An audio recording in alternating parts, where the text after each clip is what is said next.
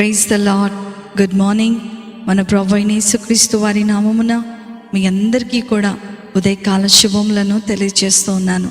అందరూ బాగున్నారా? దేవుని కృపలో మీరందరూ క్షేమముగా ఉండాలని అనుదినము ప్రార్థన చేస్తూ ఉన్నాం. నా ప్రియమైన దేవుని బిడ్డలారా, యేసుతో అనుదిన ఆత్మీయ ప్రయాణం నాతో పాటు కలిసి కొనసాగిస్తున్నటువంటి నా ఆత్మీయమైన సహోదరి సహోదరులందరికీ కూడా ప్రభు పేరట ప్రత్యేకమైన శుభములను తెలియజేస్తూ ఉన్నాను. దేవుడు మిమ్మలను దీవించునుగాక.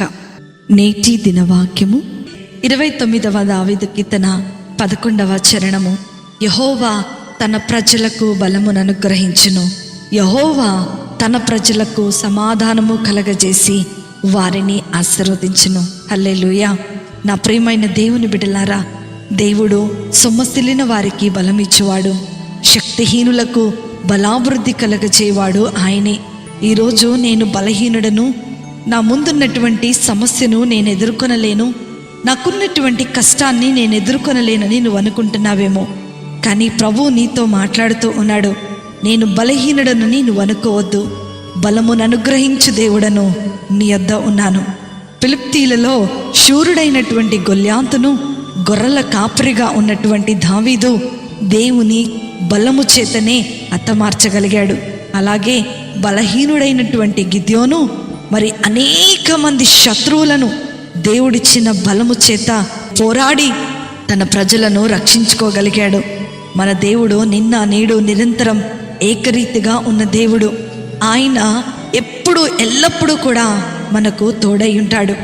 ఈ లోకంలో మనము ఎటువంటి పరిస్థితిలో ఉన్నా సరే ఆ పరిస్థితులన్నిటినీ ఎదిరించే గొప్ప బలాన్ని ఆయన మనకు అనుగ్రహిస్తాడు.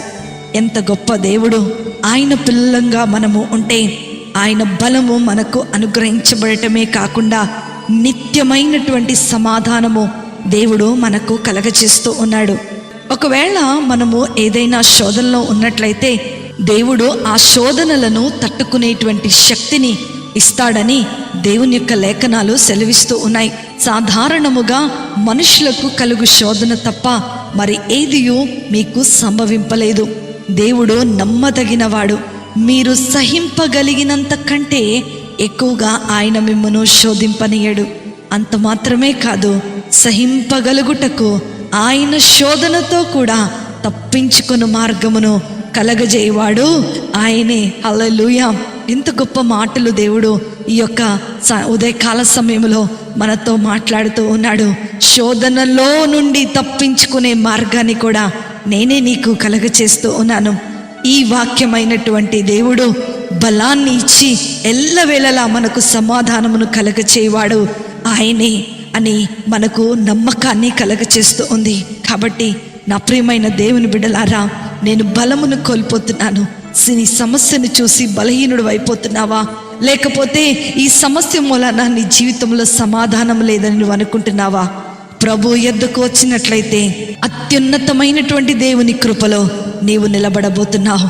అత్యున్నతమైనటువంటి దేవుని శక్తిని నీవు పొందుకొనబోతున్నావు. ఈరోజు దేవుడు వాగ్దానం చేసినట్లుగానే ఆయన నిన్ను ఆశీర్వదించబోతున్నాడు. ఈ రోజంతా కూడా ఈ వాక్యాన్ని ధ్యానిస్తూ ఆయన బలమును పొందుకొని ఆయన సమాధానము గలవారమై మనము జీవించాలని దేవుని యొక్క వాక్యము సెలవిస్తూ ఉంది. దేవుడి ఉదయ కాల సమయంలో ఆయన శక్తి చేత మనలను నింపి సమాధానము చేత మన హృదయములను నింపునుగాక.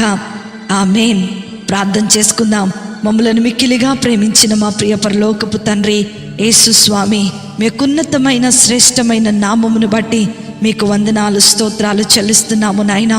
దేవా తండ్రి, ఉదయకాల సమయంలో నిజముగా మేము బలహీనులమై ఉంటుండగా నాయనా మాకు బలమును అనుగ్రహించే దేవుడు అయినందుకే మీకు వందనాలు ప్రభా. ఈ ఆశీర్వాదములో మేమందరము కూడా పాలిభాగస్థులం అవ్వటానికి మీరు మాకు కృపను అనుగ్రహించండి. ఈ వాక్యం ఎందరైతే వింటున్నారో నాయనా, ఎందరైతే విశ్వాసాన్ని కోల్పోయి నిరీక్షణను కోల్పోయి ఉంటున్నారో నాయనా, అయ్యా వారికి నిరీక్షణ కలగజేస్తున్నావు. బలహీనతలో బలమును అనుగ్రహించే దేవుడవు.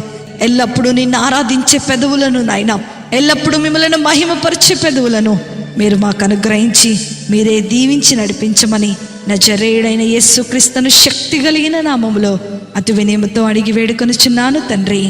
ఆమెన్. ఆమెన్. ఆమేన్.